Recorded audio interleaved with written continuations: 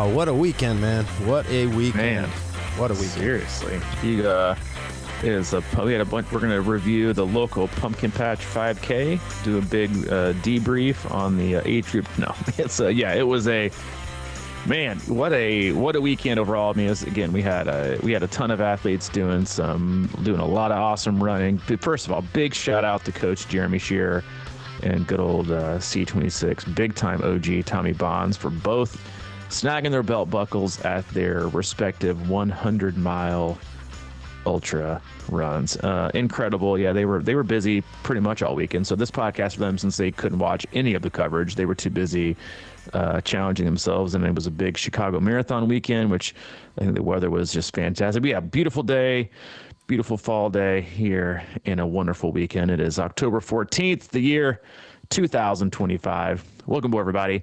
You're listening to the Crushing Iron Podcast. This is episode 883. Yep, it is. Yeah, congrats to those guys and everybody. And big shout out to Luke Fickle for driving the Badgers program into the ground. Yeah, well, hopefully we're here to raise you up today. Yeah, it's funny because obviously we're going to talk about a lot about the Ironman World Championships and Kona this past weekend, the women's race. It was listen, if you haven't watched already on replay, then that's on you. There's plenty of opportunities. So if you don't want to hear about it and you're still waiting and you've been offline, then stop tuning in. We're going to talk a lot of it. This is spoiler alert. Spoiler alert, right?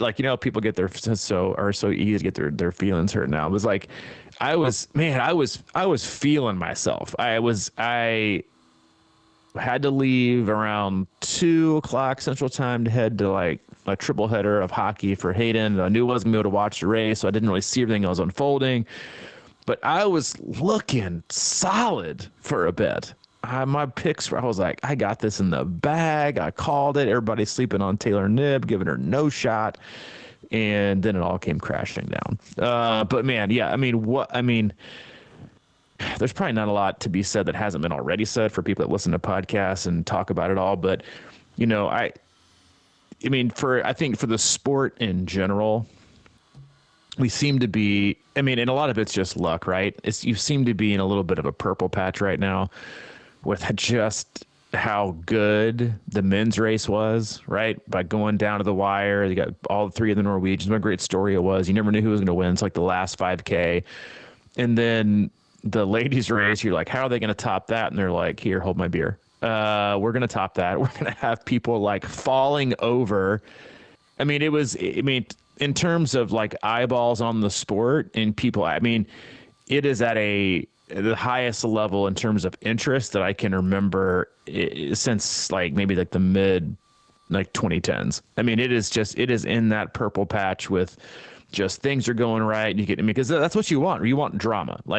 You just want drama. In the last decade, there hasn't been that much really. It's been fairly predictable in terms of who's going to win. It's been two. And I'd say after watching the women's race, I don't think there will be a repeat champion for the next 7 or 8 years. Oh man. That's just, I can't see it happening. I just can't see, I can't see it. Same thing for the men. I can't see it happening. I think that's too many races, man. They're burning out, don't you think? It is. It's people are they're so tempting to do so many races, and the field is so deep, and now people are actually and we'll talk about this again as we work our way through the race, but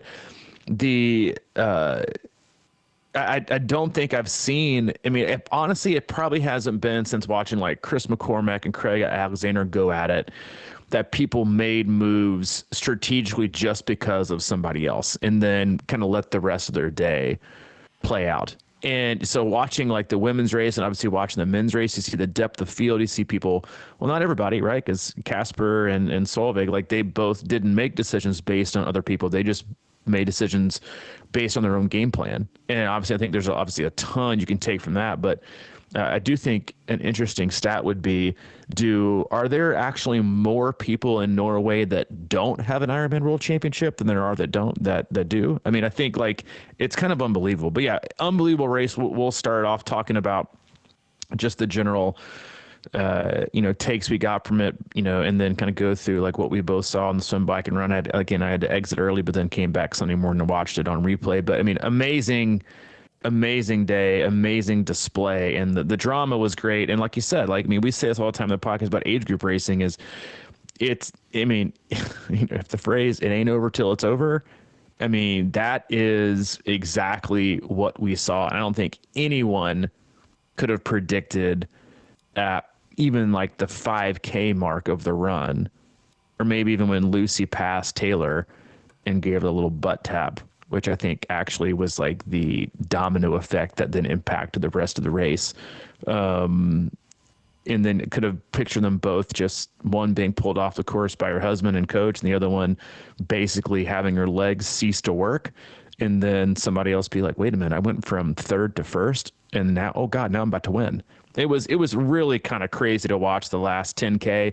And obviously, like, I'll let you have the floor and give your initial like feedback before you go through the race. But yeah, it was wild, and it lived up to the hype. And I think it's going to be a pretty unbelievable race next year when they both are doing it at the same time. Yeah, first of all, I had to look up what purple patch meant. I've heard you say that a bunch of times, and yeah, it looks good, huh? The future looks bright. I mean, it does. So, yeah, kudos to you for watching the entire replay of the broadcast. I didn't watch. No. I didn't watch the whole replay for 8 hours. I did not watch the whole replay. I watched it through like mile 40K, like the first 40K of the bike, and then obviously I knew what happened. I was like, God, I can't believe this is happening right now. And then I woke up the next morning and then just fast forwarded it till about like the half marathon point of the run, because that's when everything kind of happened, and then watched that up until the end. So yeah, I didn't watch the end of the bike for all those kind of things. I mean, you can kind of track those, but and it's boring anyway. But yeah, I watched the meat and potatoes of the drama. Yeah. Well, I mean, Saturday was the ultimate let them eat cake day for sports fans. I mean, it's like you start Kona early in the morning, and then you got football all day, and then there's baseball, and I was back and forth, and it was just like you could go back and forth and just all day be entertained, basically, and get nothing done in the yard. So, I mean, right.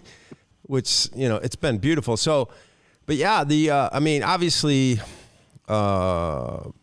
they start to swim, and now they just start with pros. And I think they do age group starts or wave starts. Mm-hmm. Okay.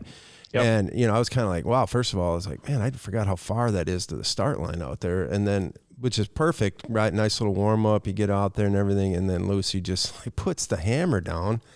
And I don't know what else you can talk about the swim all you want, but like one thing that just really stuck out to me was obviously there was some type of current or wind or what do you want to call it, but it was just amazing to me that on the way back in how wide she swam away from the buoys, and all I could think of was that is she just kind of like catching some of that, and it's like maybe like a half mooning it towards the final buoy. And I mean, most of the other women stayed on the buoy line, I thought, in their kind of pace line drafting pack. But it was just interesting to me to see her kind of like 10, 15 yards maybe out from the buoy line a lot of the way back. Is that kind of what it was? It did seem like that. I think, obviously, like there was chopping or rained, the morning of the race. And I think that caught a lot of people by surprise, which made it a little bit choppy. I mean, I wouldn't call it rough, right? Like you didn't see any like white caps and or anything like that. A lot of swells, man. Yeah, but it was a lot of swell. But I mean, I've got a lot of takes on the swim. I'm sure they might be controversial, but I mean, first off, watching her swim is my love language. I mean, she absolutely is so far and ahead above pretty much everyone else in how quickly she gets out, which, there's always, lots of talk between the difference between, age group racing and the professionals. But the one thing I would say is we kind of move our way through this race and how it unfolded, and maybe some things that probably led to how it unfolded, is that because, this is how the pros things, and obviously they prepare so differently for the most part, especially on the swim and the bike. I would say their run training is probably pretty similar, but on the swim and the bike, a lot of them train all out for that. Like they train their top end to be able to get out quick, like Lucy does, to try to get on and try to hang on those feet. Right? They do that on purpose. They train that because it's so crucial to get in that front group. I mean, you saw the impact of not making that front group, right? It was 6+ minutes back to the Kat Matthews, Laura Phillip group. I mean, which is just an enormous amount of time. I was fine calling the day then, but I said, there's no way anyone in that group's going to win 6 minutes back out of the swim. I mean, even regardless of the people like falling apart, like you just weren't going to win. It's just so much to make up. And then on the bike, they have to play surges because they play the game, they sit in, they take a break, but you have to be able to answer the bell if there's time, if you need to answer the bell, right? If it's time for you to pull, you got to pull up. So they do so many more surges and age groupers, though. Having said that, I think both of these Ironman World Championships raced like age groupers to the win. So if you go back and you look at Casper's race, he swam front pack, but he biked his own. He let people go, and he even said in his post-race interviews, "I let people go. I couldn't hold that power. That wasn't in my game plan."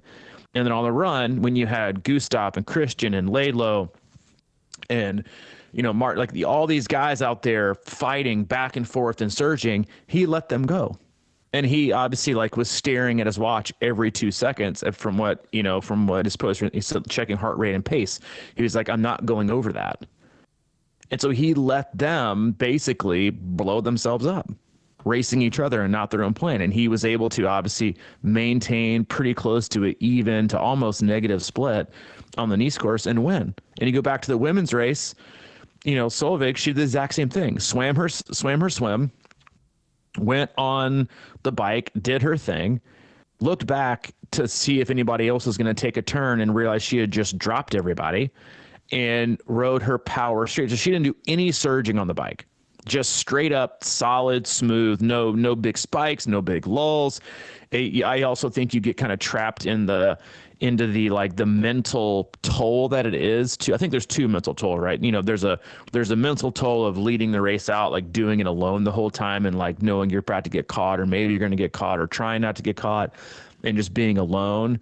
And I think there's a lot of mental toll too on the bike, like trying to get your group organized, trying to, do your turn. When's it my turn? Trying to make sure your legal distance. Well, if you're the head, you don't have to worry about getting popped for drafting. So she just rode smooth. Same thing in the marathon. I think she ran even 124s or something, or even went like super smooth. Not everyone else.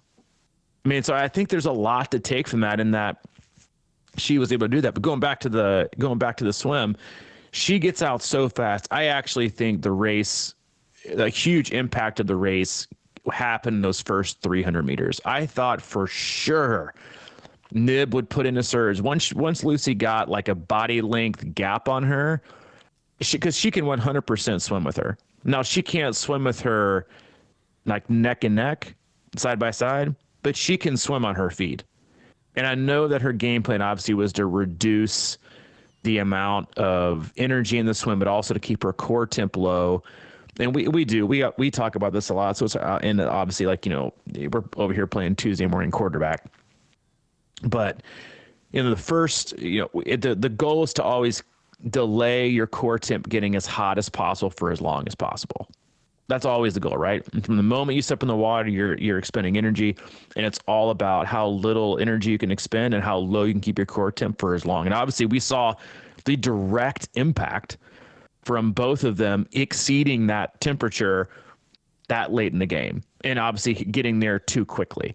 But I have to think that you spike the energy, but you make her feet, and you're able to then, reduce energy and hang with her. And then you two work together that whole front of the ride. I think one of the two of them wins. I think it was right there. They didn't. Lucy swam out the front, and then went off the front and basically left her body in her wake. She held that 90-second gap for the most part of it. Knibb, I thought she did a brilliant move where she was like, all right, I've chose not to catch Lucy, but I'm sure as hell not going to lead this second pack out. I'm not doing all this work. So she let Haley Chura file in front of her and some other swimmers. It was like, I'm just going to draft off you and try to chill out.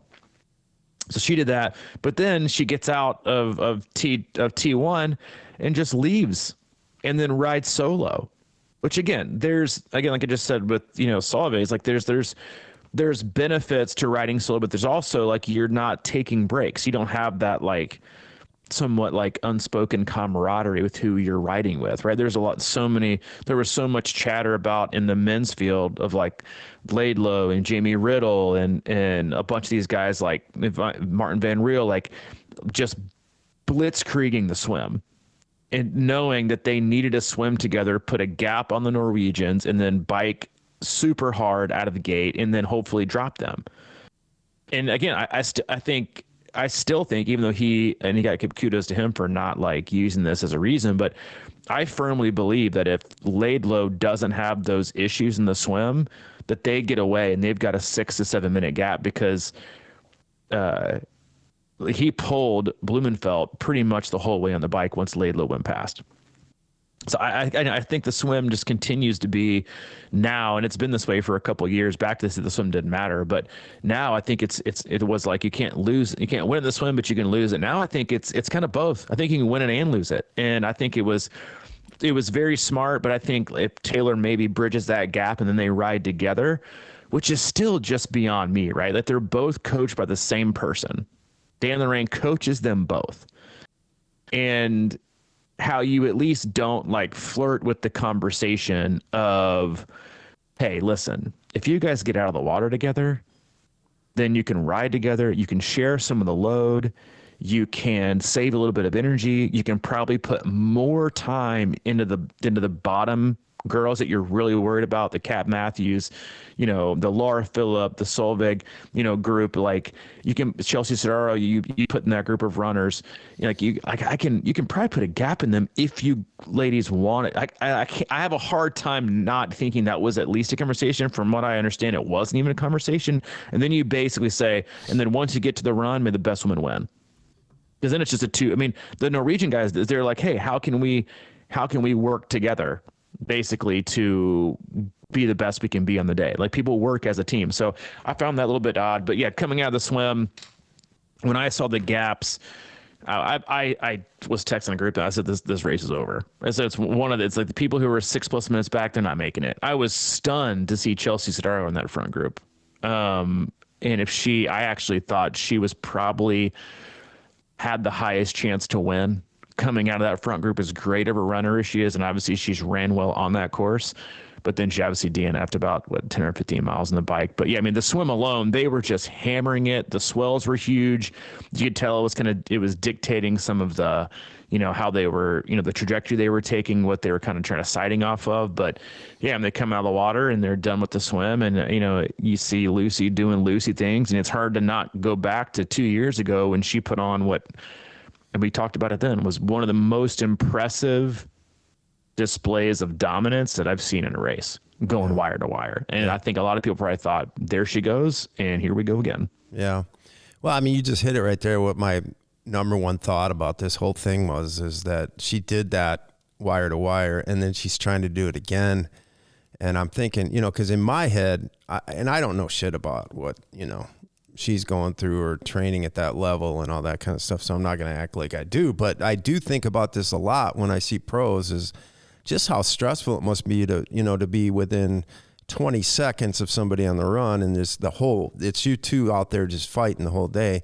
And just to kind of reel that back into thinking about going wire to wire against the best in the world, like 2 times, like what intense, mental toughness that must take. Or and you mentioned just the core temp early in the swim, and because I'm just thinking to myself, obviously I thought it crossed my mind as like, I bet she could just swim this whole course right now again at that same level. You know what I mean? Exactly. Like, so yeah. I don't think she's way above her skis or anything like that, but just the fine tuning, like what level, she's like, I'm going to go 88% or whatever, 87, and like really understand what that is. And it kind of, you got to think about that. But I'm also like,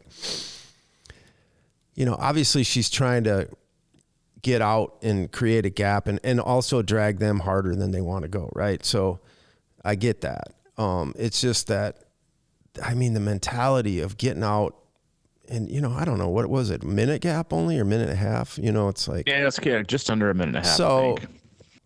and then you're out on the bike, and then, the whole thing with her, the penalty. And there was a section where she was with Taylor, and I guess I don't know, they said maybe she mentioned that she had a penalty, so she's going to try and, create a gap to get out in front a little bit so she can like bank a little time. And then I was watching that, I'm going, why would she do that?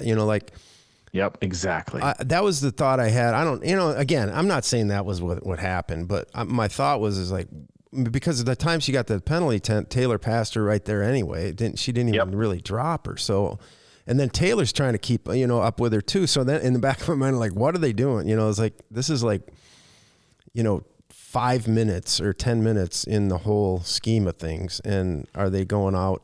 Are they trying to do something that might, bite them? That was just the thought. And I'm not saying it did, but that was my thought at the time. I was like, wow, this seems like, back to your working together thing. It really felt like they were kind of really stepping out in their own worlds in that little microcosm of the race.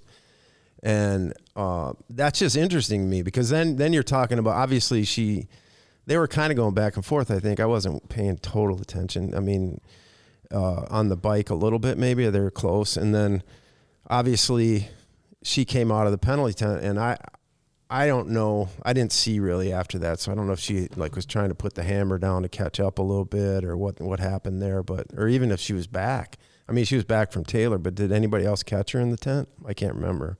Do you remember? No, I mean, it was just them two. I mean, it was like they were, that mental energy to be leading all the time. There's just got to be that's just.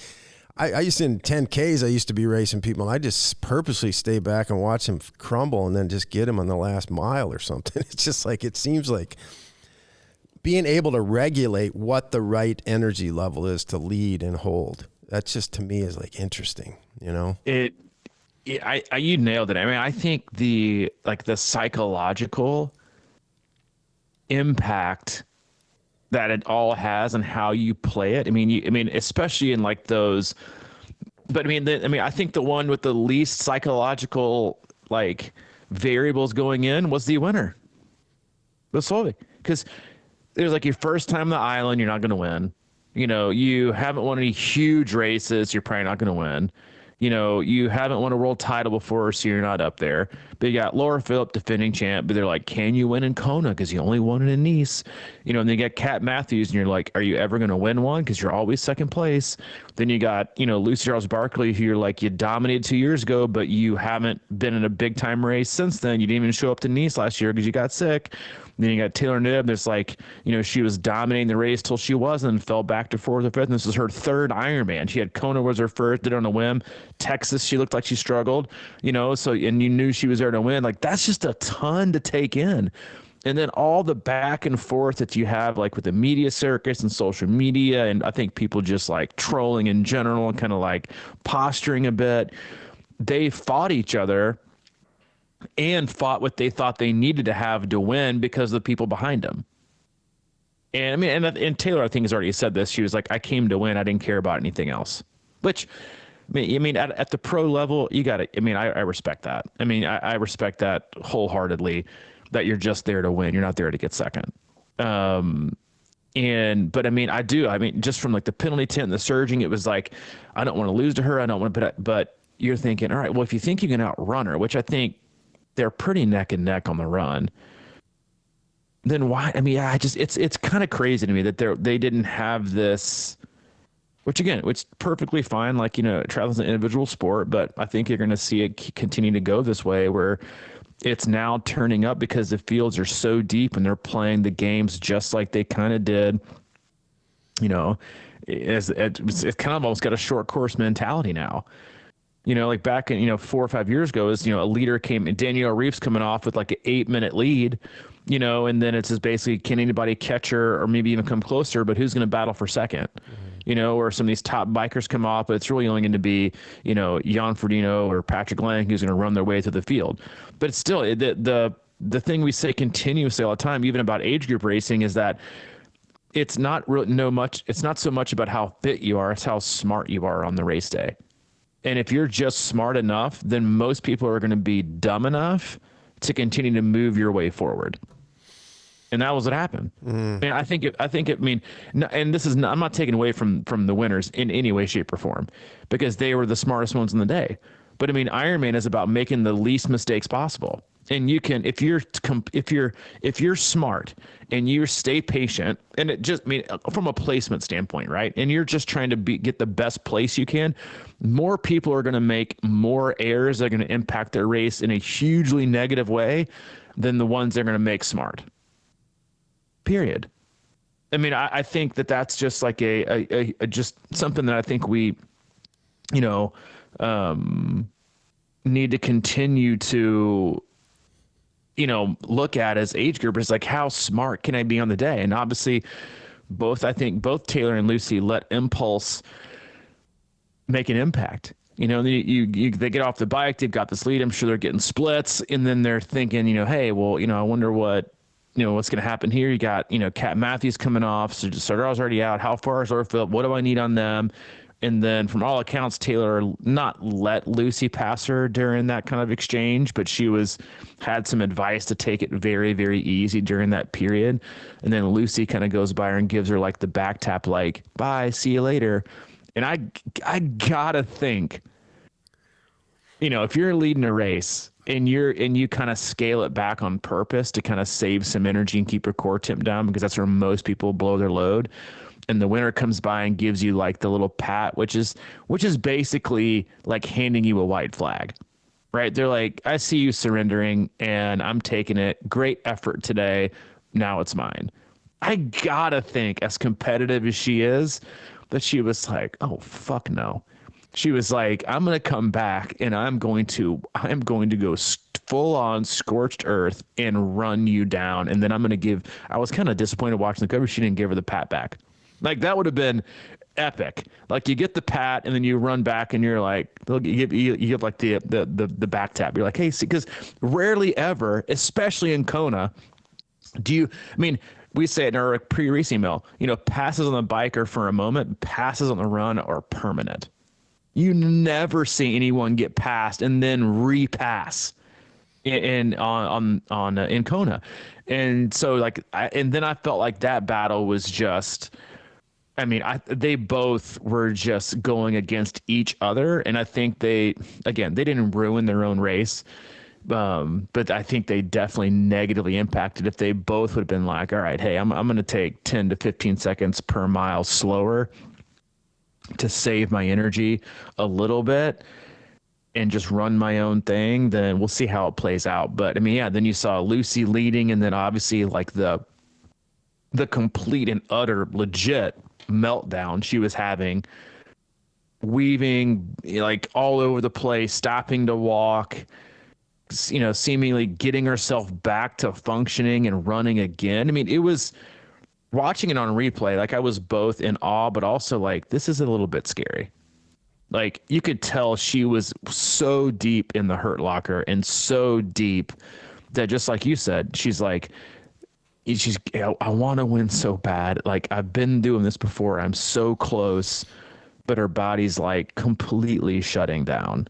And I think, and I know this has been said like a ton, but I think her husband / coach pulling her off the course, was insanely smart, and kudos to him. Because I'm sure she would have gone, and probably happened the same thing that happened to Taylor. She couldn't move her legs anymore. There's audio of her saying, I can't move my legs. Like, I can't feel my legs. Like, she would have done that. And we've seen this before, like in other athletes, Sam Lalo. I think a lot of people would credit his early season illness and inability to train to how deep he went in that Kona bike course and fried himself. There's long lasting impact from cooking yourself that bad. There's plenty of athletes out there who have cooked themselves in a hot race and then have never gone on to ever been able to compete in a hot race ever again. Johnny Brownlee comes to mind. Sarah True comes to mind. There's plenty of them who have just cooked themselves and then they can no longer compete in the heat. And so, I mean, obviously that brought on like a whole different level of like drama when you got the leader being basically pulled off the course, by their husband / coach, and is like, you're done for today. Like, we're not doing this anymore. And then you got Taylor who goes past, and she's like, what, 2K from the finish? And she starts to, I mean, he was like, down goes Frazier. Like, I could hear that in like the background. You're like, what is happening? And where is she going? And then next thing you know, she just drops. And you could just tell it was, yeah, I mean, it was, again, that wasn't hard to watch. Like, she was obviously talking and like at least somewhat conscious, but it was just like, what is going on right now that this is happening so late? But again, it just goes to how hard they're pushing each other. And they ultimately took each other. I think they both took each other by their actions and impulses and reactions. They took each other out of the race because neither one of them were able to show like the ability to rein it back in and race their own race. But again, they'd probably both woke up the next day and be like, I wasn't racing for second and third. I wasn't trying to race my race. I was racing to win. And sometimes when you race to win, you don't get second, you get 20th, or sometimes you DNF. Yeah, that's mentality at that highest level. And what was it? Julie Moss, or who, I think that's who it was, the famous finish. Yeah, I was kind of waiting. I was like, damn, I wonder if she can get it together and like that kind of a finish. I was thinking, wow, that'd be crazy. But I wonder if if they were the only two that happened to. I mean, obviously, maybe that. I mean, it's hard to say, but I don't know about. Probably in the pros because we didn't hear about anybody else necessarily, but it's just such a, I mean, you're right, man. You get to that level and you're just thinking about first place, because I mean, I felt like weird sometimes after racing or in certain points of racing, but I never go that hard. It's just that, what a feeling that must be to just be completely, I don't even know if they know what's going on at that point. Yeah. Like who they are, kind of. That's the scary part to me is like, I was watching, I didn't see Lucy, but I was watching Taylor when she went, and I was like, wow, man, you're right. It's scary to watch that because it literally looked like she had no idea what was going on. And then I'm sitting there going, okay, she's the leader. And there's like no medical around anywhere. She's just laying there. I was sitting to myself going, wow, how can there not be somebody helping her right now? Because it seemed like it went on. It was probably only a couple minutes, but it seemed like it was, one of those torturous events. But it was way too long. I mean, like that happens anywhere else, and you're getting assistance, you're getting help, like immediately. But yeah, people were just like, that was like one of the stupidest things about the rules. But like that nobody was there to like help her out, and then immediately like render aid because they were so terrified that she was going to get pinged for like outside assistance, even though she's saying basically, I can't move my legs. Like I'm done. Someone please help me. And everyone just stared. It was really kind of like ridiculous to watch.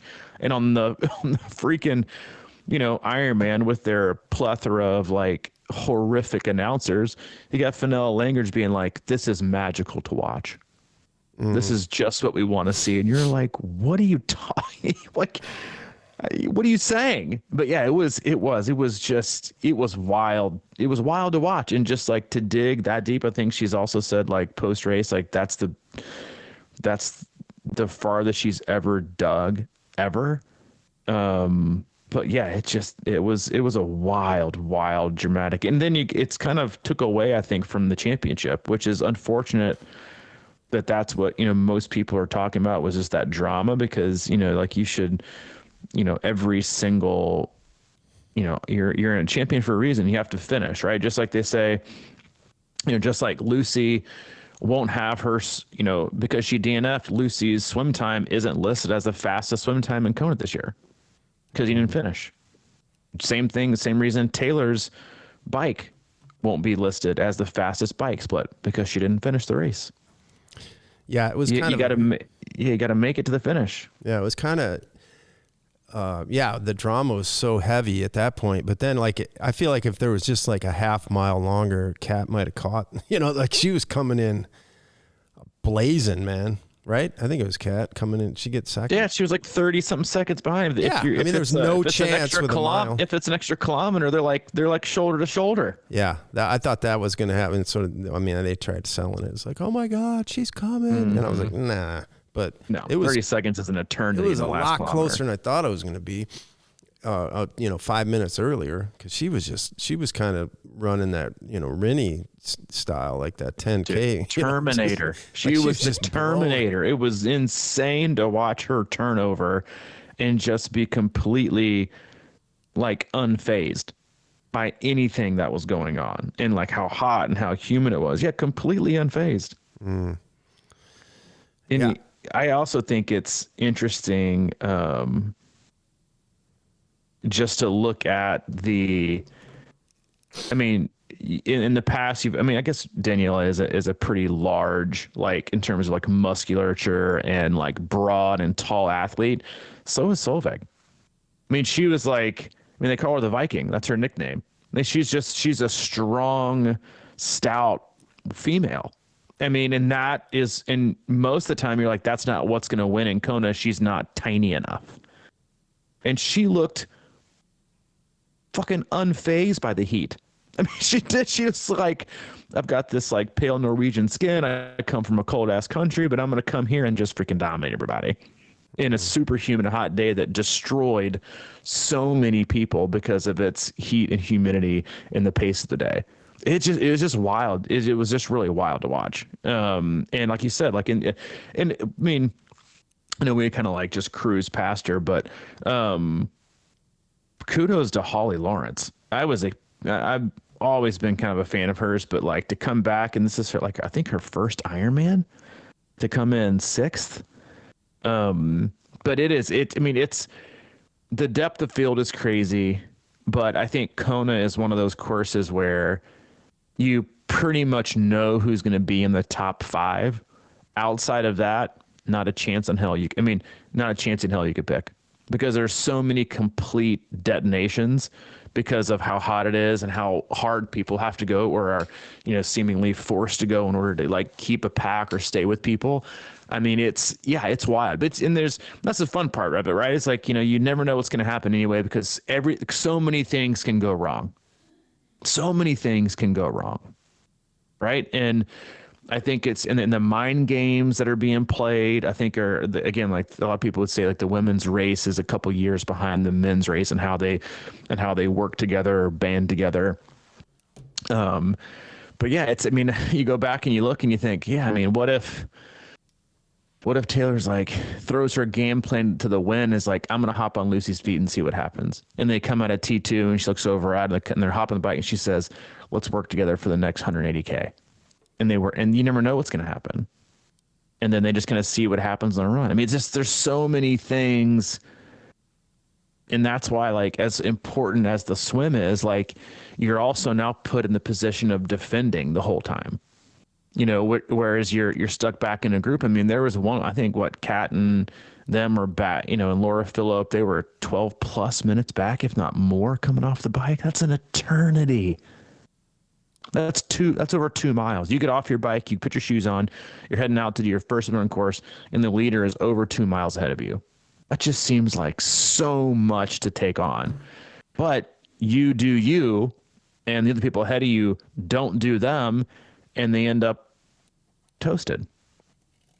And then you look back and, like, again, if you had to pick a champion for next year, you're like, who the hell am I going to pick?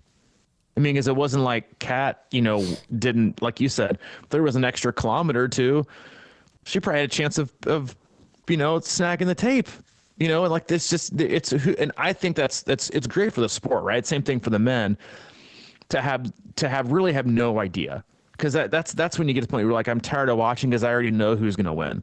These 2 or 3 get off at the same time. I know, Ferdinand's probably going to win. Reeve comes on the bike and she's, I pretty know which going to win. Rennie, I mean, just, it. Chrissy Wellington, like, I don't see any back-to-back champions in the near future. And I think that's just great for the sport because it'll continue to drive the competition up. But as the competition continues to go up, I just think it's, again, it's like you're going to also see more mistakes and more people go from a first and a second to like a 20th or a DNF. Because the margin for error is so small now, because the field, the depth of field, and the level in which they're bringing at the top end is so high. Then the higher, the intensity and the higher the pace, the more opportunity there is for blowups. And I think that is what, I think the Nice course is great, like the bike courses. Some courses pretty easy. The bike course is challenging. But what we saw Saturday never would have happened on the Nice course. Ever. Zero chance. Because it's pancake flat, and there's the heat is nothing like it is in Kona. You pretty much know. And with the splits that they had, there wouldn't have been 12, 13 minutes on that gap. They would have been oh, I got this. I can just kind of cruise. But the less margin of error. And that's why I think, the drama tends to always be there. Yeah, you had Casper coming through, but they were all guys running together. But it wasn't nobody was fading and falling over. And I think that's what Kona brings. And when you think about what's brought people to the sport with like you said, the Julie Moss moment and those kind of things, it's the drama that the Iron War. It's the, it's when the margin for error is so, low, because the field is so great and the level in which they're racing is so high. And then you take those two factors and you place them in an environment that just amplifies an even smaller margin of error, because the no wetsuit swim, the choppy water, the hot and the heat of the bike course, the wind, and then you hop on the run course and you got the hills and the heat and the humidity and the energy lab. It just creates so much opportunity for failure and for mistakes. And I think when you look at a world championship, I think that's what you want, right? You want the best of the best having to deal with the hardest conditions to have to make the best decisions possible, and that's why, I think it's just it's just interesting, right? To think, that's what I've always kind of been, that it's kind of weak sauce that the NFL only plays the Super Bowl in warm locations or a dome. It's they don't want to go to Lambeau for a Super Bowl, even though it would be freaking epic. I think seeing them in the best of best in these challenging conditions makes it all the more, appealing, I think, as a viewer, but also just as a fan and lover of the sport. Again, it's just, and then the next year it's going to be bonkers. It's going to be bonkers. I don't know what they're going to do from a coverage standpoint to be able to cover all these races, because well, you gotta imagine Knibb will be back. You never know with her though. You got to imagine Lucy, Kat, Laura. So, all these people will be back. And the ones that, now the next newcomer will be there, probably Taylor. And you look at the men, they're all going to be back. It's going to be insane. They're going to have split screens, female race on one, men's race on the other, hopefully some legit broadcasters. But it's going to be wild. And I think it's just going to continue to raise the level of the sport and the attractiveness of the sport. More people are going to get into it. But yeah, if you're the Ironman CEO and you're walking into this, right, you got nothing to do with it, but you're doing some new things with the sport. You're creating some new races. You're taking things back to Kona. And after Nice, everybody's well, maybe not. Maybe we should just stay here because of how their Nice race went. And he's probably sitting back, in his office chair with his feet on the desk being man, I've got it made. He's the guy can't make a wrong move. And then the things that are happening couldn't go any better for him or for the race itself. It's just, I think people love the parity and not knowing who's going to win. The second best thing is, if, James Franklin was one of their coaches and he got fired over the weekend. Well, it's an interesting argument, right? I think the people that are really into the sport, us that follow it and everything, that we do love the parity, but it's the age old argument about, is parity really good for sports? You know, they always talked about how, you know, baseball was most popular when the Yankees were winning, or like when Jordan was winning every year. Like it just brought more, you know, because you got that celebrity factor that the, you know, sort of outliers can grab onto. They recognize it, or, you know, back when Alabama was dominating with Saban and stuff like that. And people seem to watch that more. And then, you know, I was talking about, you know, you mean like you watch to love or you watch to hate? Yeah, that. And, you know, it's just like if you're not really into it, but you know somebody who's a star or whatever. So that's why I was thinking, like, if Lucy Charles would have won again, that would have amped everything way up even higher, because she's so recognizable with us. And then all of a sudden it gets a little more mainstream. And also, you know, because you were talking about how, you know, you can't tell who's going to win anymore. But back to when, like, for Daniel was winning, or, you know, they had kind of a select few that you knew were going to be up there. It seems a little bit boring to us, but for the average person kind of on the fringe, it's like they recognize that name. And, you know, and I remember, correct me if I'm wrong, but it seemed like he really said, you know, Kona's what I'm going for all year, you know. So he set his whole race up to be Kona. It's kind of like what we said in the beginning. You know, everybody's kind of racing, grabbing money here and there, and doing all these things. I don't know if Ironman's point system has created that or what the situation is, but are these, you know, they say Kona's their number one race, but are they really treating it like it? You know, because, you know, it's a different animal, like we just saw, and, you know, they can say it is their number one race, you know, like we're going to really focus on it the last 2 or 3 months. But like for Daniel, it seemed like he just would get done and then go right back to the Kona drawing board every year. Yeah. And it was the one that mattered. I mean, when you've accomplished, but now there's a lot that matters, so I get it. Yeah. Yeah. No, I mean, you're right. I mean, it's interesting, but that is the one that like matters. I mean, T100 was hot for about a minute, and now it's irrelevant. I mean, it just is. It's irrelevant. They have no season-long narrative. They have people opt out of their racing schedule all the time. And, you know, for the Ironman Pro Series, now they got the Ironman Pro Series, and they've got them, you know, televised. They've got these hugely deep fields, you know, like you never, and that's all people talk about. I mean, even the professionals, you know, in the race is like no one's ever like, yeah, I'm going to make the jump up to, because I really want to win a T100 championship. Like, no one gives a shit. They're always like, I want to go to Kona. I want to win it. It's still the pinnacle. It is still, you know, regardless of what you think about, you know, the rotating and the splitting, you know, they made their bed with it decades ago, and now they're forever. It'd be like, hey, we're going to move the Masters to Austin, Texas. You'd be like, the fuck you are. Like, you're not leaving Augusta. Augusta is the Masters. Masters is Augusta. It's not going anywhere. It would be weird. Right. It's the same thing. Right. It is when you keep it there long, you got all these memories and tradition. It just is what it is. And I think like going forward, you're going to see, I mean, I think 70.3 Worlds is going to be wild. I mean, they have like such a short period of time. I think the biggest question mark would be like, what do Knibb and Lucy Charles do from here? I mean, are they even going to be in as like, did they catch things early enough to where they're not going to need extended periods of time off from whatever heat episode, like having like a heat stroke or, you know, like these things that whatever was happening to them that put them in this like debilitating place. Like that's, I mean, you talk about a stressor. I mean, that's not like something you just like come back to training, you know, with tomorrow. I mean, and then you got the same field with some of the faster, like, I mean, it's just same thing with the men. I mean, it's just wild.